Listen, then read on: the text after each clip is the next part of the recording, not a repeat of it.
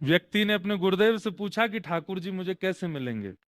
तो गुरुदेव ने सहज में कह दिया, पक्षियों को दाना पवाओ। तो आज पवाते पवाते 10 वर्ष 50 वर्ष निकल गए, तो दो हंस मानसरोवर से वृंदावन जा रहे थे। प्रिया जी की इच्छा भई कि यमुना जी में हंस विहार को दर्शन करना है, तो दोनों हंस जा रहे थे।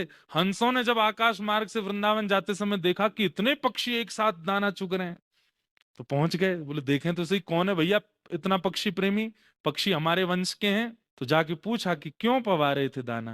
तो बोले मेरे आचार्य ने आज्ञा की थी कि तुमको पक्षी सेवा करने से ही ठाकुर जी मिलेंगे।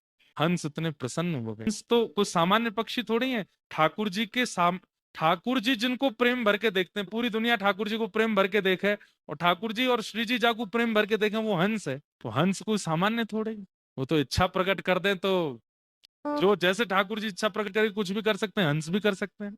हंसों ने तुरंत ब्रह्मा जी को आवाहन किया, ब्रह्मा जी प्रकट हो गए। बोले कि इनके कितने दिन बचे हैं जीवन के। बोले कि बस कुछ क्षण और बचे हैं।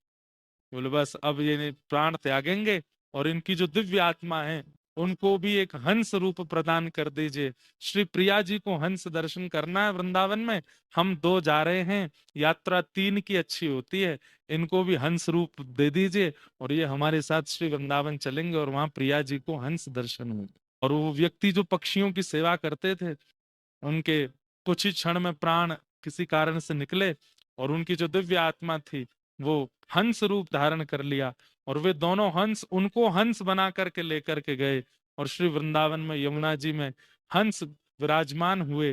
प्रिया जी ने जैसे ही देखा, अब सोचो कितना बड़ा फल मिला उनको। प्रिया जी उनका दर्शन कर रही हैं, प्रिया जी देख करके आनंदित हो रही हैं, अपनी गोद में बैठा रही हैं, सिर पर हाथ फेर रही हैं। मन हुआ कि अब हंस विहार करें। हंस तो खूब बड़े नौका जैसे हो जाते हैं, और श्री प्रिया जी उसी हंस पर विराजमान हुई जो अपनी गुरु आज्ञा से पक्षियों की सेवा कर, उस पर बैठ करके प्रिया जी ने फिर विहार किया। तो यहाँ पर क्या कह रहे हैं, संतो दिशन्ति चक्षुष बहिर्अर्क समुत्थित, देवता बांधवा संतः संत आत्मा हमेव च।